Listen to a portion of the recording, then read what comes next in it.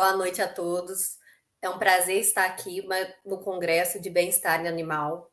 E também é uma honra estar apresentando a professora Sueli Cândida Maciel, que vai falar de um tema tão importante, tão interessante, tão relevante para a nossa atualidade, que é pessoas em situação de acúmulo e dilemas éticos.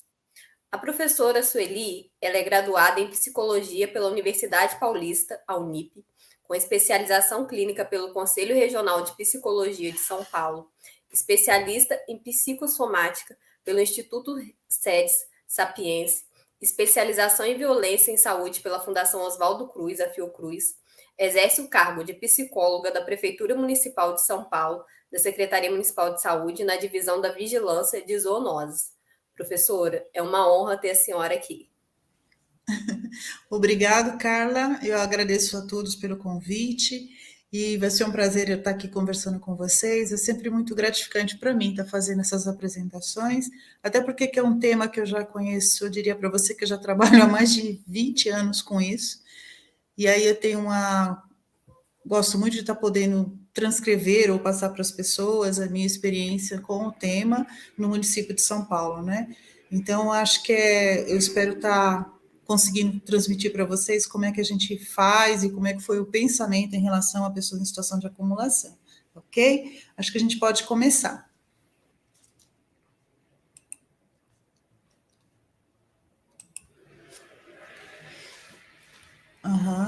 Primeiro slide.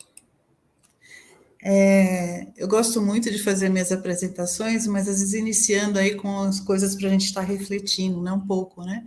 Então, essa frase de Leonardo Boff, acho que tem muito a ver até com o que a gente está vivendo, ou com o que a gente vai estar falando aqui, né? E ele coloca sabiamente, né? Tudo que existe e vive precisa ser cuidado para continuar a existir e a viver. Uma planta, um animal, uma criança, um idoso, o planeta Terra, né? Essa questão dos cuidados, a gente vai estar falando agora sobre isso, todo o tempo, sobre cuidados de uma forma geral, mas assim, especificamente sobre pessoas em situação de acumulação, e os dilemas, né, que a gente acaba tendo diante dessas situações tão enigmáticas que a gente tem no nosso dia a dia e na nossa vida. E pensando sobre o tema, né, dilemas éticos, eu fui consultar um pouquinho o que vem a ser isso, né? O que é um dilema ético para a gente, né? Quando a gente, geralmente assim, quando a vida nos coloca em encruzilhadas, quando a gente se sente em situações que são muito limites, e que a gente não sabe muito bem o que fazer, né? Os desafios que a vida se apresenta para nós, situações de conflito que a gente precisa estar resolvendo, situações sem respostas finais e definitivas, né? Então, eu fui pensando um pouco sobre isso. Que dilemas são esses que envolvem pessoas em situação de acumulação, que faz com que a gente se situe, né, em situações limites em relação a esse tema? Tem a questão aí, né, dos dilemas éticos. Como é que eles ocorrem, né? Geralmente a gente tem uma necessidade de escolha, apresenta-se uma questão onde a gente precisa fazer escolhas e geralmente as saídas são contraditórias, né? Precisamos tomar uma decisão. Geralmente ocorrem também os conflitos, que é importante que esses conflitos sejam sanados para que a gente consiga tomar uma decisão mais assertiva, né? É como se fosse uma balança onde temos os danos e os benefícios. A gente tem que buscar soluções onde os danos sejam menores e os benefícios sejam maiores. Então, isso seriam os dilemas diante de situações que se apresentam no nosso cotidiano, na nossa vida, e que a gente precisa fazer escolhas. Isso a gente vai se deparar em situações do nosso cotidiano e justamente em pessoas que a gente vai se deparar em situações de acumulação, que escolhas a gente fazer, que encaminhamentos a gente pode estar dando, né? Quais são os danos e os benefícios que aparecem nessas situações assim tão inusitadas e complexas que a gente vai se deparando. Esse dilema ético, no contexto do dilema, sempre haverá um dano. Isso é uma coisa que é muito clara para a gente. Precisamos considerar os danos tanto e os benefícios como se fosse uma balança mesmo, que nem eu coloquei anteriormente, para a gente conseguir estabelecer uma decisão mais assertiva. Na tomada de decisão, também acarreta uma conduta ética, quando você decide por não decidir-se por nada. não vai tomar decisão alguma, você também acarreta uma conduta ética nesse sentido, né? Tudo que impede uma decisão ética impede uma tomada de decisão. Pessoas que tomam decisões sem pensar, agem no impulso, dessa forma não fazem exercício ético. Eu queria que a gente vá pensando sobre isso em situações que a gente pode se deparar, em situação de acumulação, onde vocês vão ter que tomar uma decisão do que fazer, tá ok? Geralmente a gente tem que, com certeza, ter o compromisso de conhecer todos os documentos que se falem sobre o tema, né, sobre o que você está pleiteando tomar uma decisão, né, desde a lei do exercício profissional, a Constituição Federal, né, nesses casos específicos de situação de acumulação, os direitos humanos, direitos dos animais, tudo que possa embasar você a tomar uma decisão. Né? Diante daquela situação de pessoas com excesso de animais em residência, por exemplo, ou excesso de materiais inservíveis que possa imaginar, qual vai ser a decisão a ser tomada pela equipe, por você? Como que você vai fazer isso? É muito importante você ter o conhecimento disso. Do que a gente está vendo na nossa frente, né? De que pessoa a gente está falando, como ficou nessa situação, o que levou a isso, né? Construir eu diria assim, você vai construindo um pouco dessa história toda para você conseguir tomar decisões mais assertivas, mais cuidadosas, né? Menos violenta para todos. Animais, pessoas, meio ambiente. Essas questões de situação de acumulação, ela remete a N fatores que estão presentes, né? São vários segmentos que acabam tomando parte nessas decisões. Importante entender o que vem a ser isso, né? Aqui em São Paulo, por conta da política pública municipal que existe, optou-se não para usar o termo transtorno de acumulação, né? E sim situação de acumulação. Aí nós tínhamos um dilema ético também, qual termo utilizar? Optamos pelo termo situação de acumulação, por que motivo, né? O transtorno pressupõe um adoecimento efetivo, já concreto, onde já se pressupõe um diagnóstico fechado com um profissional da psiquiatria e várias outras hipóteses que a gente acaba fechando, né? Formulando aí e ter um diagnóstico. Diante dessas questões que exigiria, né, um profissional específico e que se demanda um certo tempo para com que você consiga ter um diagnóstico fechado, se pensou assim, vamos optar por situação de acumulação. Portanto, toda e qualquer pessoa que se encontre nessa condição de acúmulo, tanto de materiais quanto de animais, a gente engloba ela no atendimento da política. Então, foi pensando de uma forma bem mais ampliada, né? A gente optou por essa definição para que conseguíssemos abarcar um quantitativo maior de pessoas, e aí a gente conseguir entender um pouco mais esse universo, né?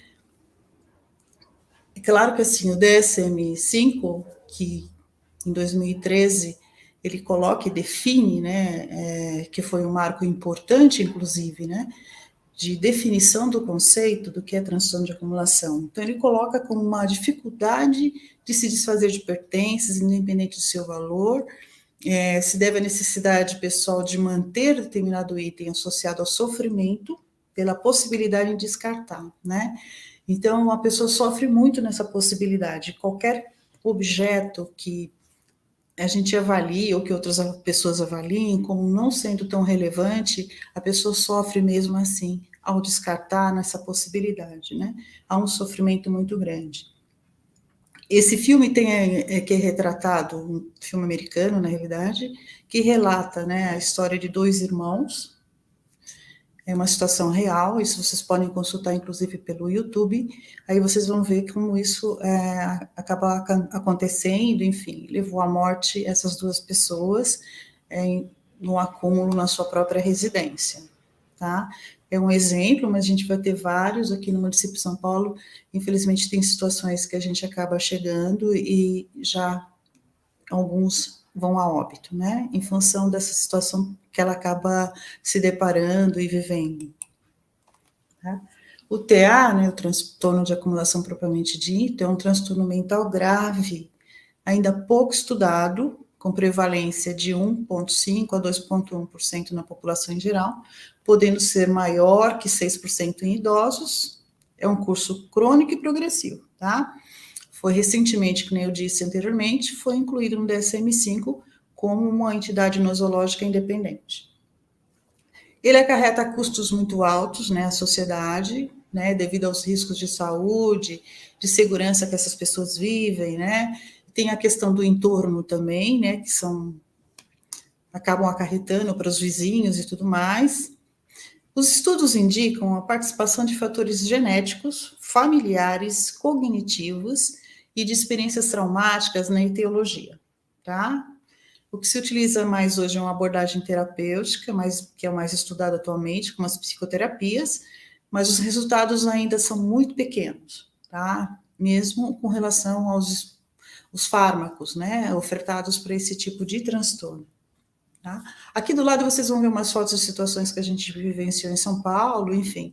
Vocês podem observar que é a primeira foto, a questão do acúmulo de materiais, tá? Que extrapola o ambiente da casa, já está no espaço do quintal dela, da casa.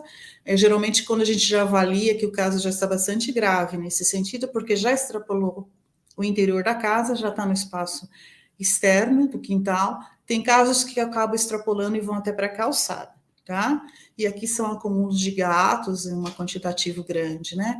A gente acha, a princípio, quando a gente iniciou esse trabalho, a gente achava que quem fazia acúmulo de materiais não acumulava animais. Isso não é uma regra, você vai encontrar ambientes acumulados com materiais e com animais também, tá? Os dois no mesmo espaço, e aí a questão fica um pouco mais complexa na resolução e nos encaminhamentos. Pensando um pouquinho também, né, epidemiologia que impacta a saúde, né, essas pessoas têm pouco insight sobre o seu quadro, né, elas não reconhecem isso. E também os profissionais que trabalham com isso desconhecem, né, o que vem a ser isso, então a gente tem uma subnotificação da doença. Tá? Então, se imagina tudo isso, a gente vai pensando nesses dilemas, como é que a gente vai resolver isso se a gente desconhece o que vem a ser o transtorno, se a gente desconhece o que vem a ser essa situação de acumulação, desconhece como que a pessoa ficou nessa condição, né? Isso impacta diretamente familiares, vizinhos, pois algumas vezes a desorganização é tão grande que pode prejudicar a comunidade ao redor, né, que é a questão dos próprios vizinhos, enfim. Se torna um problema de saúde pública significativo, né? O ambiente, o domicílio extremamente sujo, né? São marcadores graves, né? Que a gente observa quando entra nesses ambientes, até para definir um pouco mais a gravidade do quadro, né? Da situação que está se apresentando. Sinais de alerta são extremamente importantes para a gente pensar um pouquinho sobre isso, né? Que sinais são esses que podem apresentar para que a gente consiga pensar sobre isso?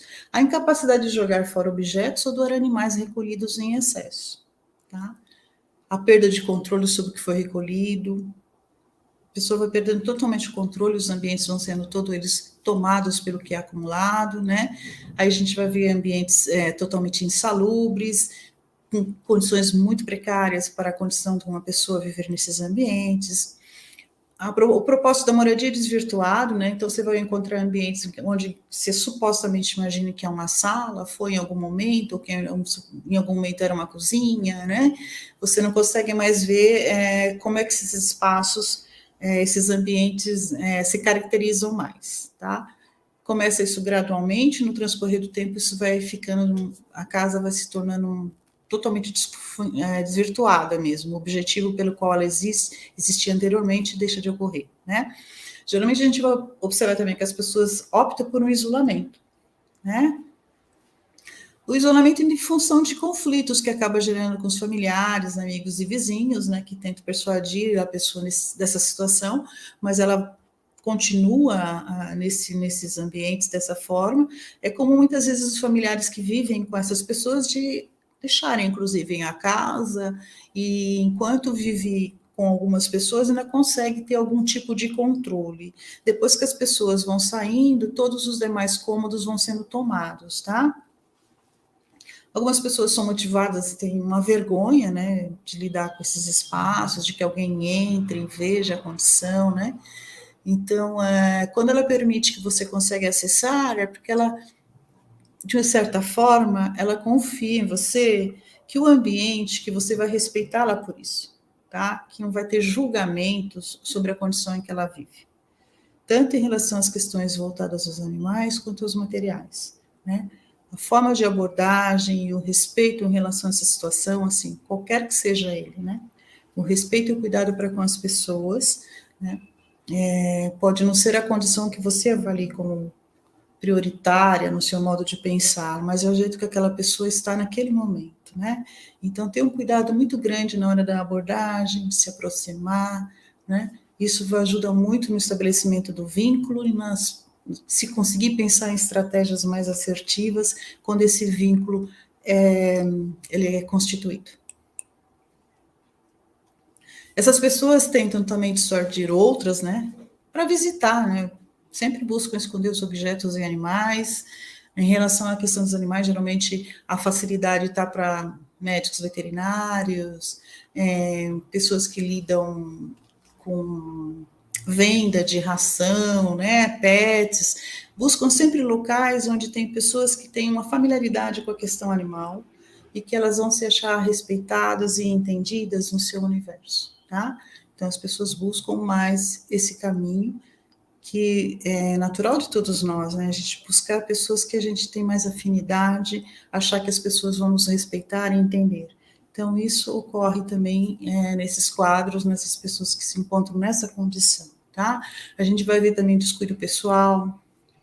Às vezes tem pessoas, essas aquisições, às vezes tem pessoas que alugam outros espaços, tá? Para acumular em outras casas, né? E, enfim, às vezes são próximas. Eu já trabalhei com casos de pessoas que alugam para colocar animais, tem numa casa e tem na outra, às vezes separa num lugar tem cães, no outro tem gatos, né? Enfim, isso ocorre tanto com acúmulo de materiais como de animais, né? O que acontece também é a exclusão dessas pessoas, elas vão sendo excluídas, rejeitadas, né, pela sujeira, bagunça, enfim, que acabam, as pessoas vão se afastando dessas pessoas que convivem dessa forma, né? E geralmente o que a gente encontra é que elas acabam também entrando em processos judiciais por esse motivo, né? Os vizinhos entram, reclamam, vão até a justiça, enfim, né? Vai gerando um desconforto bastante grande, né? Sofrem ação de despejo em alguns casos, né? Porque aí acabam tendo que sair desses locais em função de denúncias e reclamações do mau cheiro, barulho, enfim. São uma infinidade de situações que acabam ocorrendo nesses casos.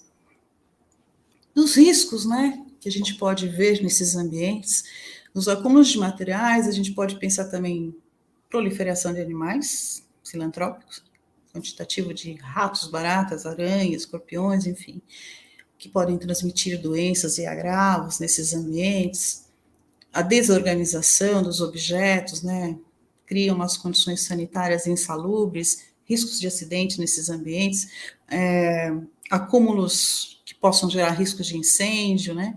Em relação aos animais, quantitativo, o excesso, né? Condições inadequadas de criação que esses animais vivem, alguns animais agressivos, invasores, há um risco de mordeduras, quedas, presença de urina e fezes. E esses ambientes, né? Tem uma foto aqui na lateral que eu estou mostrando para vocês, que dá para você ver que o ambiente é uma sala. Da parte superior dela, a gente consegue vislumbrar que ela é uma sala, né? Mas com o transcorrer do tempo, né? Essa sala ela pode ser totalmente tomada com objetos acumulados, sem que a gente consiga definir que ambiente era esse.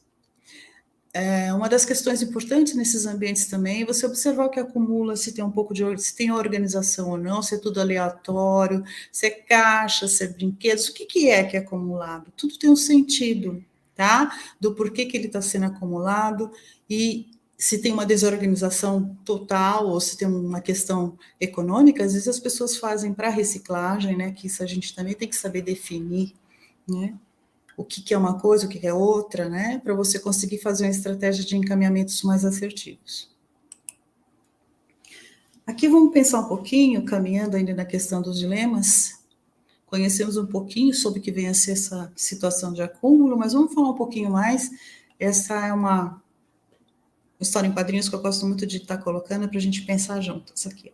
né? Se chama o Roco e o Louco, Cebolinha e o Cascão, enfim, eles se aproximam. Aí o Cebolinha, olá, o que é cebola?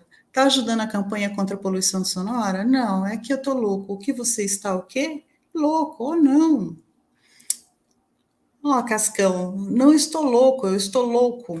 Nossa, ele tá ruim mesmo, já está até falando bobagem. Meu melhor amigo ficou louco, pobrezinho, mas não se preocupe. Eu vou visitar você todos os fins de semana no hospício. Lhe levarei também doces e balas. Pode ir sossegado, quando você vai, tá? Partindo da sua interpretação da loucura de Cebolinha, Cascão constata que o outro está dizendo coisas meio sem sentido. Que quem é louco, você não sabia? O Cebolinha tá doido, doido, emburitou de vez. Vamos ver o Cebolinha. Você vai ver como ele está legal. Quer apostar? A gente se esconde aqui para ele não perceber que está sendo observado. Te acho, parece que tem uma pedra no meu sapato. Vou tirar. Cadê a pedra? Mônica e Cascão pretendiam constatar a loucura de Cebolinha, para tanto quiseram-se observá-lo, procurando não interagir com o louco, mantendo-se escondidos, colocaram-se na condição de observadores neutros, observam de longe e tiram suas conclusões. Agindo assim, tudo aquilo que o Cebolinha fazia não tinha o menor significado para eles, ou seja, o comportamento do indivíduo, quando retirado do seu contexto, perde a significação e passa a ter o significado que os observadores lhe imputam.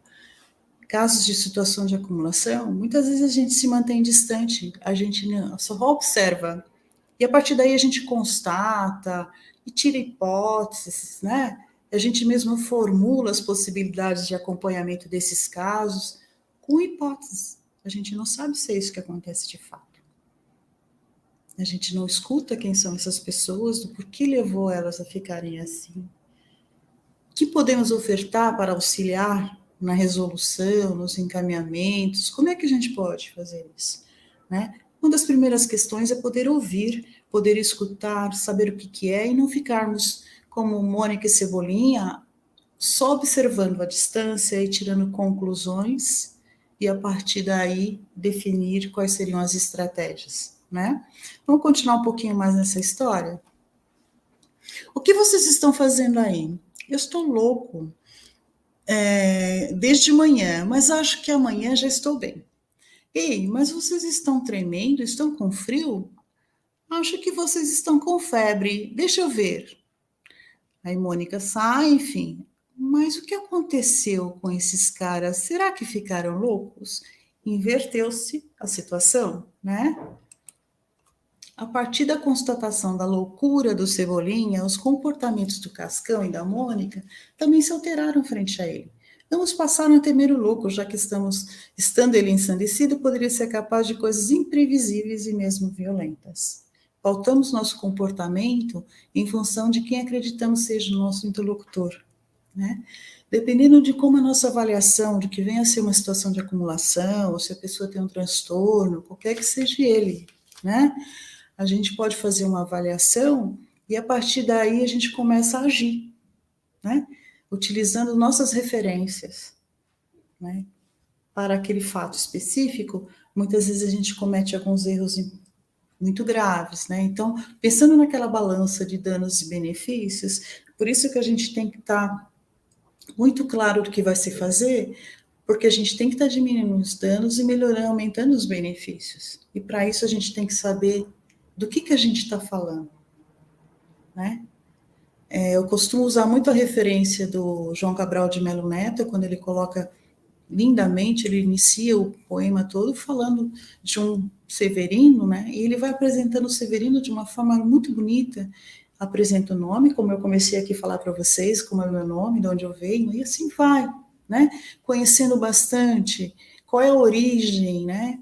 Por que está assim? E o que aconteceu? A gente vai conseguindo construir muito da imagem e conhecer esse Severino, acima de tudo, ouvi-lo. A gente consegue estabelecer estratégias muito mais assertivas do que se a gente manter-se à distância, tirarmos conclusões e a partir daí a gente realizar as ações. Né? Cebolinha estava procurando você. Oi, mãe, Você esqueceu as pastilhas para sua rouquidão e você tem que tomar para que não continuar rouco desse jeito. E não tome friagem, rouquidão, rouco. Então, Cebolinha disse que estava louco. Ele falou louco, mas acho que ele queria dizer, né, que temos aqui. A mãe de Cebolinha restabelece o nexo, recompõe o contexto que parecia totalmente desarticulado. Tudo aquilo que para os observadores não tinha sentido adquire uma significação. Os comportamentos esquisitos, ilógicos do Cebolinha ganham sentido ao serem pensados a partir de uma perspectiva diferente daquela tomada inicialmente. Ao entrar em ambientes ou conhecerem pessoas que vivem nessa condição, tudo passa a ter uma lógica e um nexo quando a gente conhece, né? O contexto, tudo, por que isso ocorreu, enfim, passa a ter um sentido, né?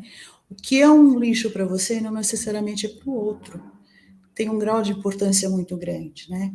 Viver numa condição com quantitativo grande de animais, para você pode ser um absurdo, mas para aquela pessoa tem um sentido e um significado para a vida dela. Que, portanto, quando ela se sente respeitada e ouvida e cuidada dessa forma, a chance de que você consiga estabelecer estratégias mais assertivas, onde os benefícios são maiores que os danos, é maior e muito maior mesmo de você conseguir resolução e encaminhamentos. A situação de acúmulo, né, de animais, a gente vai se deparar com situações muito graves, principalmente em relação aos animais, né? Os espaços inadequados, as condições são inseguras e insalubres, né? O acúmulo, geralmente, em grande parte dos casos que eu acompanho aqui em São Paulo, é movido por sentimentos de dó e compaixão para com os animais, tá? Então, diante de perceber que os animais estão em situação de abandono e maus tratos, a pessoa leva para sua residência para uns cuidados, né? Aí vai gerando vários outros problemas essa situação, tá? Ela tem uma inabilidade de recusar um animal, tá? Isso é uma questão. Aparece o animal, ela leva para casa dela, ela tem dó, ela não consegue dizer não, né? Gera processo de endividamento, né? Ela vai se endividando porque esse quantitativo de animais tem um custo muito alto para manutenção, né? Sempre há uma desculpa para resgatar, mesmo que tenha dificuldades financeiras, ela não consegue, tá? Acham sempre desculpas para rejeitar os adotantes, às vezes aparecem os adotantes, nunca são bons bastante, tem um critério, às vezes, extremamente rígido para encaminhamento dos animais. Então, tem crenças erradas, né, sobre as necessidades dos animais acumulados. Evita um comportamento que pode significar expor, né, essa condição dela, né? Geralmente as casas são mais fechadas, às vezes não tem campainha por conta do barulho que possa assustar os animais, ou também vão se mantendo um pouco mais distante, né, nesse sentido, para evitar que as pessoas descubram isso. O que levar em consideração, né, para uma tomada de decisão, na resolução, nos encaminhamentos, quando a gente se depara com situações como essa, né? A condição de acúmulo acaba dificultando a própria vida, né, podendo gerar reclusão e trabalho excessivo dessas pessoas. Elas trabalham muito no processo de limpeza, de cuidado com esses animais, levam horas a fio, às vezes o dia inteiro nesse processo, tá? Dormem tarde, né? Enfim. Tem umas rotinas de trabalho bastante intensa nessa situação. Elas não reconhecem que passaram do limite, não percebem isso, né? A grande maioria não percebe.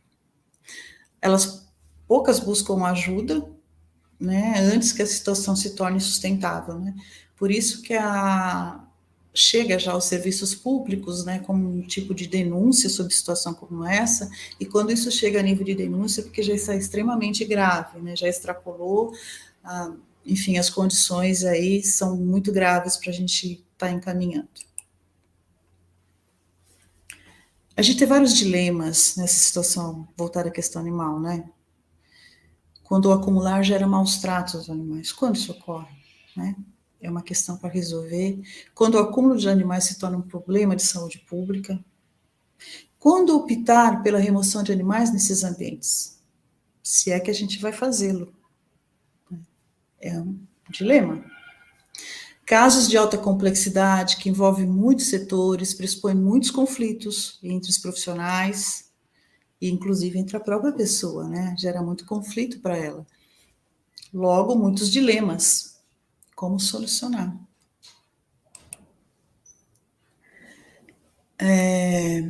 Quando o cuidado é focado nas pessoas, como sensibilizar para o cuidado ampliado, incluindo os animais?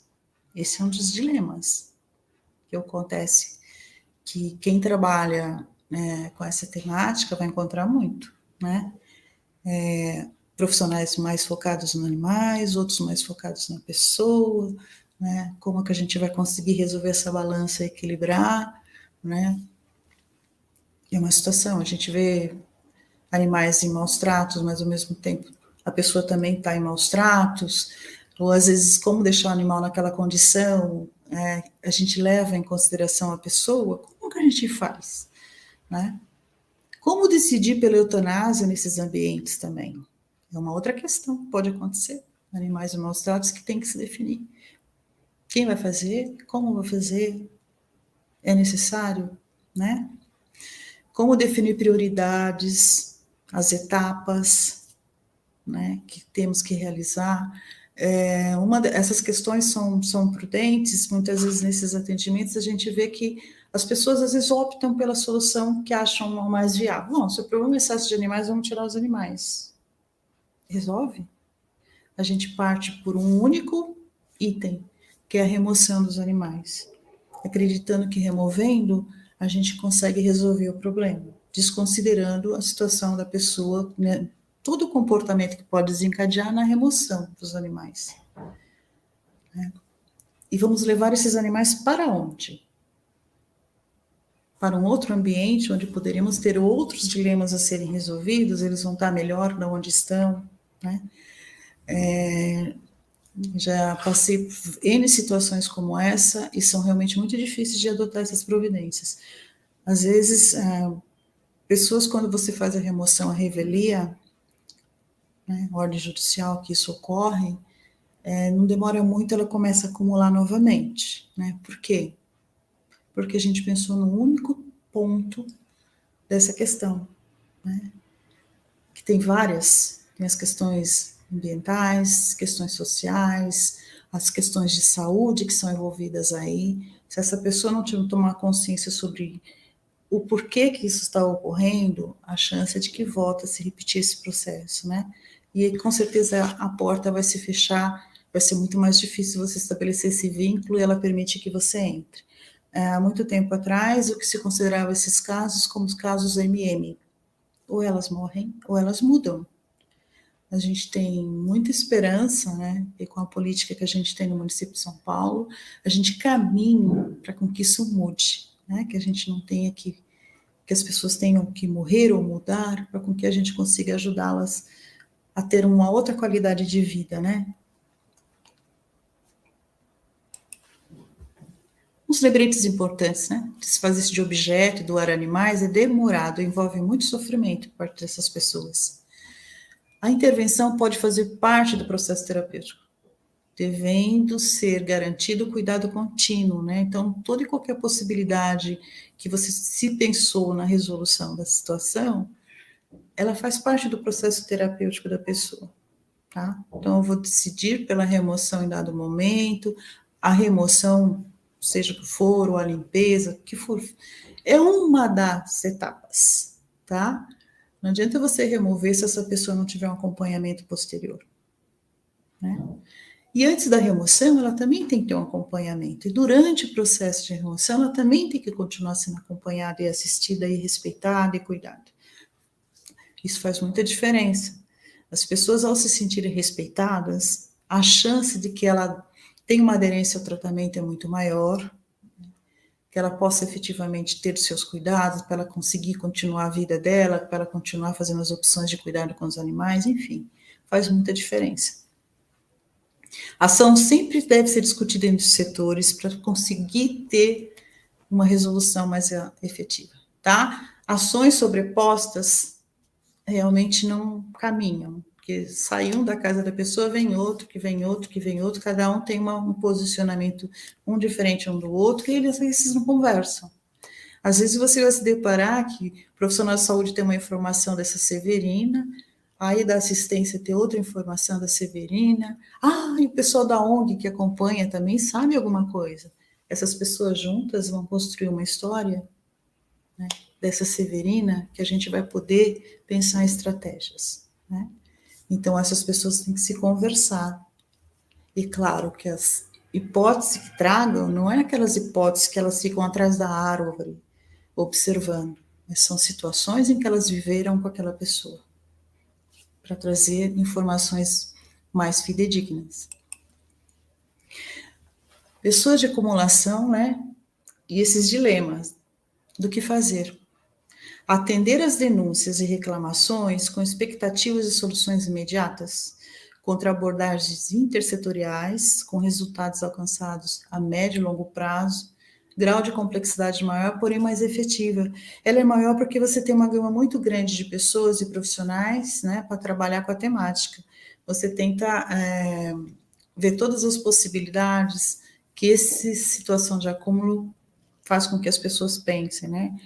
Tem um quantitativo grande, tem crianças menores, tem que pensar em conselho tutelar, tem questão da violência, e você tem que estar notificando as violências, a gente vai encontrar pessoas nessa situação, você chega lá, você já percebe muitas vezes, ou ela fala para você sobre isso, né? De violências, de tentativas de suicídio, também a gente vai se deparar nesses ambientes. Então, são providências que a gente vai tendo que fazer. As pessoas em situação de acumulação, ela é transversal às demais políticas existentes. Então, tem várias políticas, né, que perpassam, que a gente tem que estar sempre atento a elas. Então, esse arcabouço vai embasar a gente a fazer os encaminhamentos necessários, tá? A questão da construção do vínculo, né? Essa relação de confiança que a pessoa pode ter com você, vai permitir você adotar as medidas necessárias, né, que diminuam os danos, aumente os benefícios, autorizar a castração, autorizar, por exemplo, a microchipagem, que ajuda a gente a monitorar todo o ambiente, monitorar o quantitativo de animais, ver as condições de saúde dos mesmos naquele ambiente, conseguir orientar. A questão de acúmulo de animais, os profissionais ligados à área, né, tem um facilitador no acesso, porque as pessoas se sentem mais respeitadas com profissionais que atendem, que se relacionam com os animais, por acreditar que essas pessoas vão entendê-las, porque que elas têm esse quantitativo de animais e porque que elas gostam tanto. Daí a veterinária ser uma área que tem um acesso mais fácil. Não necessariamente seja, mas é o que facilita, né? Aqui em São Paulo, a oferta de esterilização, vacinação, ajuda muito a gente a poder acessar esses ambientes. Ao acessar os ambientes, você consegue vislumbrar as condições reais que a pessoa vive e quais são as possibilidades de resolução, de encaminhamentos que melhorem a condição do ambiente, tanto para animais quanto para as pessoas, né? É bastante complexo, né? Mas é assim que a gente tem conseguido ter alguns encaminhamentos mais dignos para pessoas e para os animais. Ações de vigilância em saúde isoladas e restritas a procedimentos administrativos previstos não resolvem um problema. Isso a gente já, em São Paulo, já nos damos conta. Não adianta você ficar somente nessas resoluções sanitárias. Você precisa ampliar e ter outros atores aí, né? Construção de uma rede de cuidados integrada, tá? Que contemple intervenções de saúde e outros setores. A atuação dos órgãos não deve ser isoladas e pontuais, mas sim integradas e contínuas.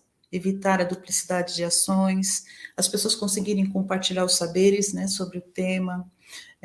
Quanto mais aqui a gente tem muito movimento aqui que eu falo aqui em São Paulo, né, poder estar capacitando as equipes, os profissionais para falar sobre o tema, o que vem a ser, como identificar e o que fazer, né?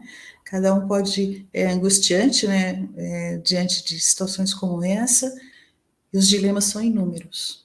A gente vai tentando sanar alguns à medida que eles vão chegando até nós. Aqui só para, acho que a gente está concluir um pouquinho, né, uma fala aqui de Leonardo Boff que ele coloca sobre a ética. Ethos. Ética em grego designa a morada humana. O ser humano separa uma parte do mundo para moldando-o ao seu jeito, construir um abrigo protetor e permanente. A ética, como morada humana, não é algo pronto e construído de uma só vez. O ser humano está presente, tornando habitável a casa que construiu para si. Ético significa, portanto, tudo aquilo que ajuda a tornar melhor o ambiente para que seja uma moradia saudável, materialmente sustentável, psicologicamente integrada e espiritualmente fecunda. Que o nosso trabalho, ou que as pessoas que trabalham com essas situações de acúmulo, elas consigam ter, sejam éticas, né? Consigam resolver os seus dilemas éticos nessas situações de uma forma assertiva, que a gente consiga ter, como diz Leonardo Boff, né?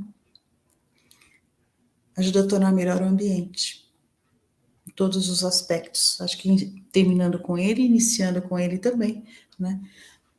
O planeta Terra, que a gente consiga ter um cuidado efetivo com tudo, animal, idoso, pessoas, enfim. A gente possa ter esse cuidado ético, né, com o planeta e com as pessoas. E tem uma outra frase que eu gosto muito, que é do Rubem Alves, que ele coloca assim: entre minhas coisas imprestáveis estão pedras que catei, em lugares que só eu sei, bolas de gude, peões, troncos de madeira apodrecidos, catados no pasto, presentes de amigos, que tendo uma utilidade são guardados por neles morarem memórias, porque eles são partes de mim mesmo. Eu acho que as pessoas, todos nós acumulamos coisas, todos nós. A gente se colocar no lugar do outro, né, nesses momentos, a dificuldade que é descartar de objetos que para você tem um valor muito grande. Como diz Rubem Alves, pode ser coisas imprestáveis, mas são coisas que para ele guardam memórias e tem um valor muito grande para ele. Quando a gente trabalhar com essas situações, lembrar-se disso, lembrar-se das questões que você também tem, objetos que te fazem lembrar pessoas, presentes que você ganhou, que você quer guardar, nem tudo você quer jogar fora e descartar, né? Realmente tem memórias. As questões relacionadas aos animais são de uma complexidade muito maior, envolve vidas e os animais têm uma capacidade de se relacionar com o ser humano intensa, né? E os animais entram, muitas vezes para essas pessoas, com certeza, ocupam um lugar. A gente vai, no transcorrer dessas histórias, dessas severinas, que a gente vai aprendendo a ouvir, que não é o acaso que os animais fazem parte. Entram em alguns momentos de dificuldade, de preocupação, de lutos que enfrentaram, e os animais acabam suprindo isso, né? Muitas se acham numa missão de agradecer o processo de vida. Conheci um caso de uma pessoa que passou por um processo de depressão e o animal, de certa forma, passou a fazer parte da vida dela e ela agradece a isso, a esse animal. E a partir daí ela começa a cuidar de outros animais, querer mais e mais animais para cuidar, né? Nesse agradecimento por uma recuperação dela de um quadro de saúde de depressão. A gente, escutando essas histórias, a gente vai respeitar, né? Por que se chegou e como fazer para ajudar, né? A minimizar essa situação toda. Vocês vão se deparar com situações muito bonitas, muito lindas de ouvir e poder ofertar a escuta ajuda muito as pessoas, né? Acho que uma grande parte das questões, pelo menos em tratamentos de saúde, quando você consegue oferecer para elas escutar a história, né? Ela não é mais um número num prontuário, faz muita diferença. Você tem grande chance de aderência e uma melhora na qualidade de vida e de saúde das pessoas, né? Quando elas se sentem cuidadas dessa forma. Daria para passar o filme agora? Voltando. Objeto contar história.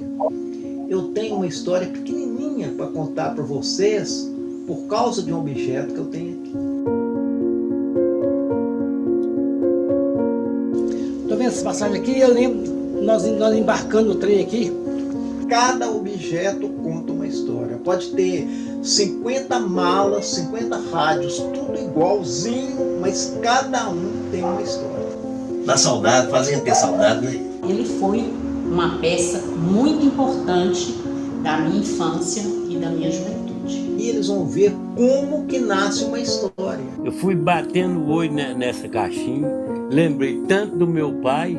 A alma daquele objeto está impregnada de história.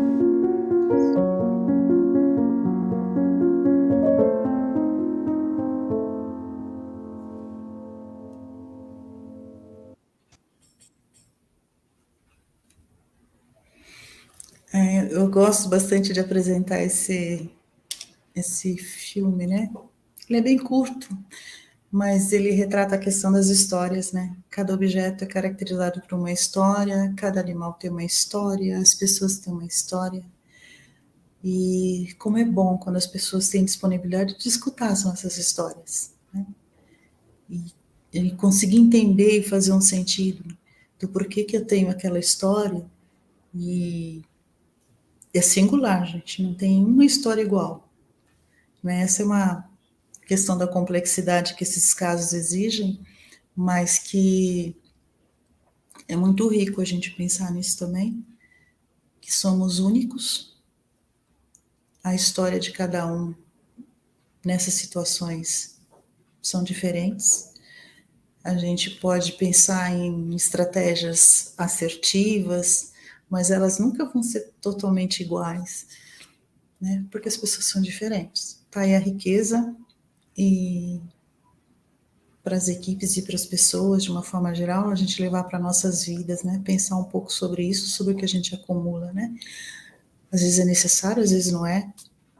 Eu penso bastante, hoje a gente tem muito a questão do acúmulo de digital, né?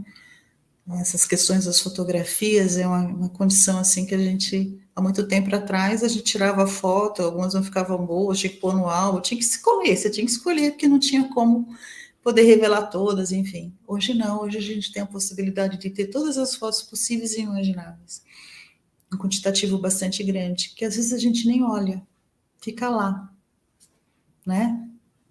Guardados na memória do computador ou do celular, e que às vezes a gente é obrigado a retirar, porque senão o celular não funciona mais, nem o computador, mas a gente deixa a foto lá.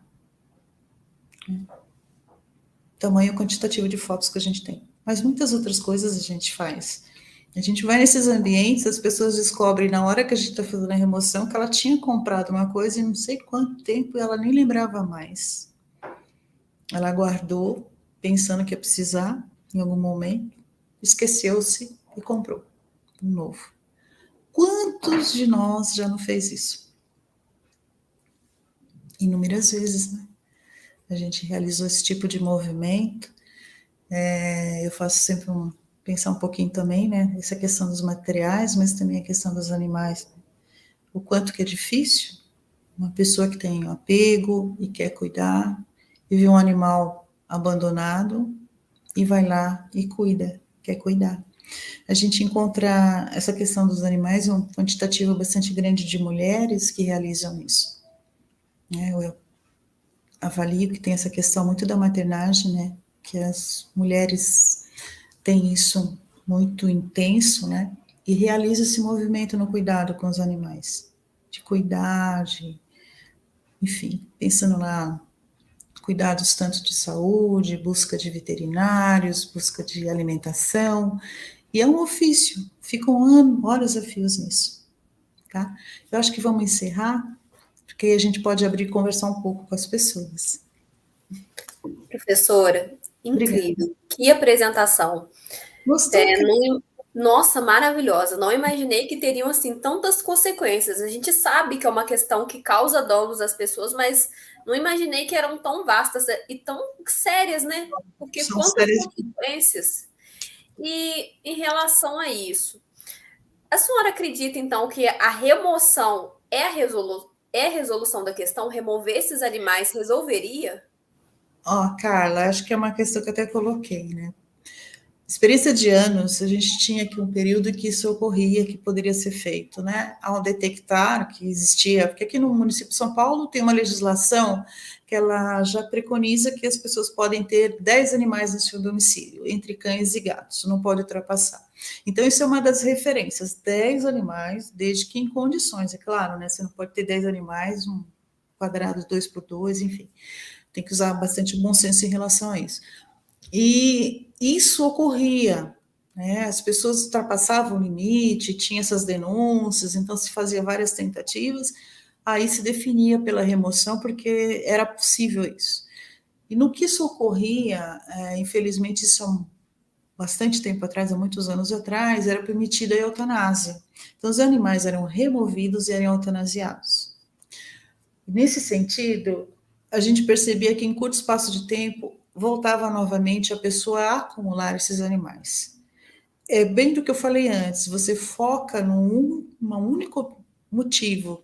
Se você acha que o está com excesso, você tira o excesso, você desconsidera a relação que a pessoa tem com esses animais, o motivo pelo qual ela tem esses animais, você não trabalha essa questão do por que se chegou aí, você simplesmente tira os animais daí. Então, esse dilema, como ele é resolvido dessa forma, ela não surte efeito algum, pelo contrário, gera muito sofrimento para as pessoas e acredito que também para os animais, na forma como era ocasionado. Hoje, na realidade, isso é proibido, você só pode fazer eutanásia em animais desde que comprovadamente ele esteja em condições de saúde que requeira isso, né? Então, com a mudança da legislação, de certa forma, a gente também teve que criar outros métodos de mudança, né? Você vai vendo como algumas questões vão se apresentando e aí a gente vai ter que mudar a forma de abordagem dessas situações. Nossa, verdade, realmente. Se não tratar o problema principal, vai sempre continuar, vai virando uma bola de neve. Exatamente, uma Com bola de... novos animais, né? Porque retira, a pessoa acolhe, recolhe outros animais e vai continuar perpetuando esse problema na sociedade.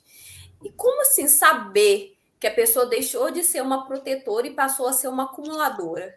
Ah, essa é uma questão assim que tem muito, né? Com o tempo a gente vai aprendendo bastante a conhecer. A questão animal é bem complexa, tem várias pessoas que atuam nessa área, tem a pessoa que acumula, propriamente dito, tem a compulsão, que sai pegando os animais e o ambiente vai ficando totalmente repleto deles. Tem pessoas que têm o foco na proteção animal, que tem alguns objetivos, que conseguem pegar os animais, que a gente chama às vezes aqui de lar transitório, que consegue encaminhar para adoção, enfim. Essas pessoas podem passar a ter uma situação de acumulação? Podem. Algumas, com o transcorrer do tempo, às vezes não conseguem mais encaminhar para adoção, aí começa a aumentar, né? Às vezes elas ficam muito sensíveis com alguns animais, elas não conseguem mais direcionar para adoção.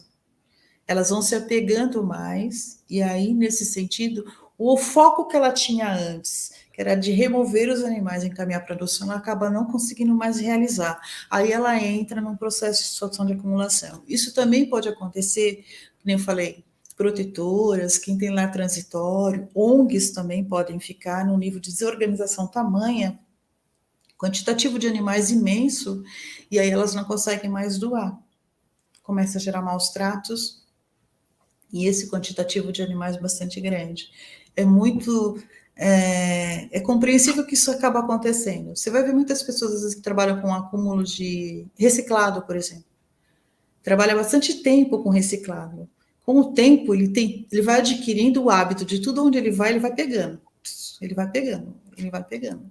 Né? Aquele trabalho, aquele ofício, vira para ele de uma tal forma, intensidade, que consome a vida dele toda. Ele vai fazendo isso repetidas vezes, ele não consegue mais separar o que é trabalho, né? Conseguir realmente separar os materiais e reciclar, aquilo vira obsessão o tempo todo, ele começa a pegar mais materiais onde ele for. Eu conheço algumas pessoas que trabalham com reciclagem que chegam e falam assim, hoje eu não consigo mais ver algo e não imaginar que era para me pegar. Vai pegando no meio da rua e levando para casa. A Grace perguntou aqui está elogiando a palestra, mas a pergunta dela é nesse sentido. O acúmulo tem sempre esse fundo emocional? E a senhora acredita que esse evento poderia ser prevenido nas escolas e de que forma isso poderia ser feito? Essas questões do acúmulo é multifatorial, né? Tem vários fatores que eu coloquei, né? E um deles é o emocional, com certeza, né? Porque a gente é movido de emoção, né? As pessoas têm esse nosso lado, né? Nós temos esse lado emotivo e afetivo, ainda bem que a gente tem essa capacidade de se afeiçoar, né? Então, é impossível não, né? O ser humano, ele é movido de emoções muitas vezes, em grande parte das coisas que a gente realiza, e ainda bem que a gente pode fazer isso, né? A gente tem essa capacidade, é salutar que tenhamos, né? Senão seríamos pessoas muito frias, né? As coisas passariam sem a gente se emocionar e sem a gente ter esse movimento. Eu costumo sempre dizer que o afeto está relacionado ao colorido da vida, né? Dá um colorido para a vida, né? Senão a vida seria muito só em preto e branco, né? E o afeto faz essa diferença. Quando ela fala dos eventos prevenidos em escolas, eu acho que sim, eu acho que a gente, mesmo, por exemplo, em relação à questão tanto de acúmulo de materiais, né, as pessoas terem um conhecimento da necessidade do que a gente necessita efetivamente para viver, que a gente não precisa ter um quantitativo de 20, 30 sapatos, não sei quantas roupas, será que precisamos de tudo isso, né? São coisas que a gente pode aprender, né, no processo educativo do convívio um com o outro. Com certeza a escola é fundamental nisso. Em relação aos animais, por exemplo, processo de educação de como cuidar, não abandonar, né? Saber cuidar quando você tem um animal, quanto tempo ele tem de vida, do que ele precisa, né? Então, acho que a gente precisa de políticas públicas mais efetivas em relação à questão dos animais, por exemplo. O abandono, né? As pessoas abandonam muito, né? E os animais trazem uma questão interessante, né? Porque assim, as pessoas hoje, para adotar animais, é semelhante à adoção humana, né? Filhotes, em primeiro plano, né? Idosos, adultos, deficientes, não, né? A referência humana para adoção em animais é semelhante à adoção para humanos. É triste, né? Mas funciona assim. A quesito cor também faz diferença para a escolha de animal. Às vezes as pessoas preferem animais de raça, né? Que tem tudo isso, né? A gente reproduz nessas escolhas em relação aos animais também. Acho que a escola é fundamental nisso também, né? Trabalhar a questão dos preconceitos, né? Dos cuidados, tanto para pessoas quanto para os animais, para o planeta, né? Como diz Leonardo Boff, a gente poder ampliar bastante. É isso. Se deixar, eu vou falar muito, Carla. Mas o tema é excelente, tem vários desdobramentos.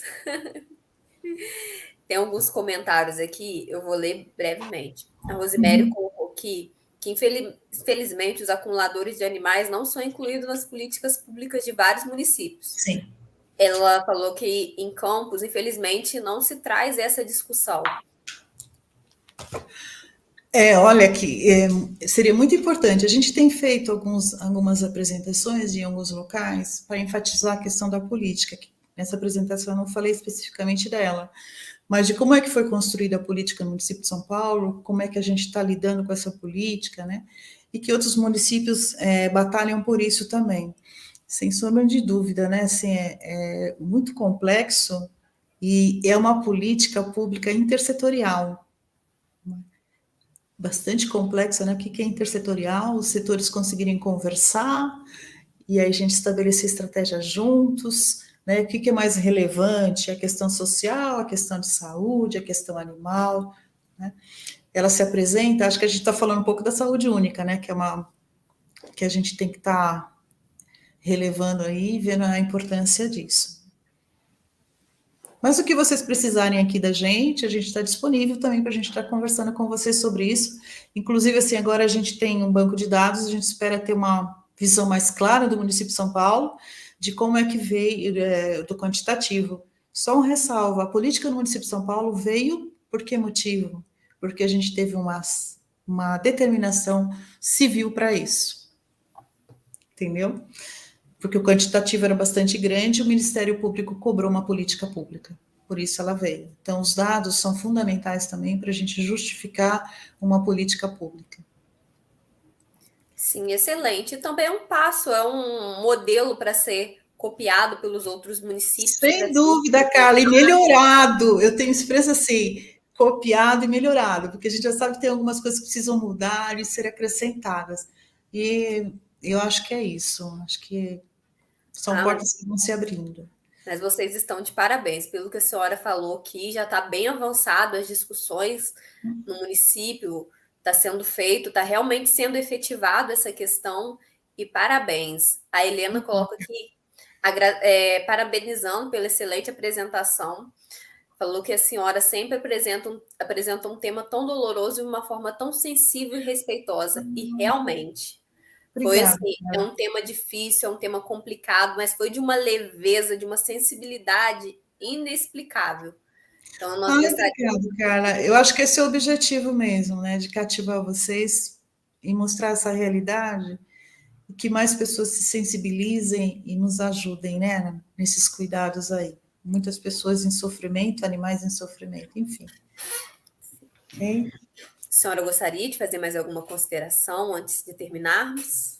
A minha consideração é meu agradecimento, acima de tudo, para esses espaços importantes de discussão, que a gente possa ter mais e que a gente possa falar mais sobre, né, e trazer a experiência que a gente tem.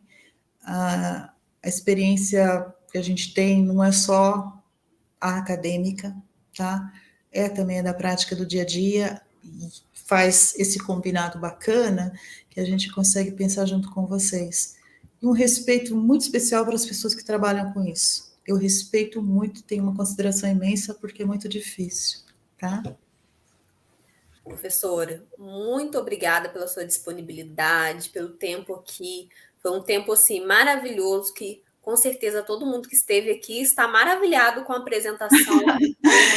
Foi um despertar a outros olhares sobre essa temática. Eu fico muito grata, e eu sempre quero terminar agora, assim, com a minha maturidade, eu diria, com a experiência de tantos anos, agradecer para cada pessoa com que eu acompanhei. Eu sempre falo que quero agradecer muito, porque elas me ensinaram, tá? Todas elas, são inúmeras severinas que passaram nesses 20 e poucos anos que eu trabalhei, que trabalho com esse tema, trabalho com essas pessoas, e eu respeito muito. Então, elas me ensinaram muito. Nesse sentido, só estou fazendo é reproduzir para as outras pessoas o cuidado que elas precisam, tá bom? É isso. Em nome de toda a organização do Congresso, gratidão, muito obrigada. Também não poderia deixar de agradecer a Emilaine, que está nos auxiliando na parte técnica. Ela é maravilhosa, ela. Não poderia também deixar de lembrar do Fórum de Bem-Estar Animal, no dia 23/6, às 9 horas, de 9 às 5, no Centro de Convenções da UENF. Vai ser um evento presencial, e que a presença de todos vai ser muito importante para a gente poder debater, discutir um pouco mais sobre esses assuntos tão relevantes para a nossa sociedade. E mais uma vez, muito obrigada a todos os participantes aqui presentes. Obrigada, Carla. Um abraço, querida.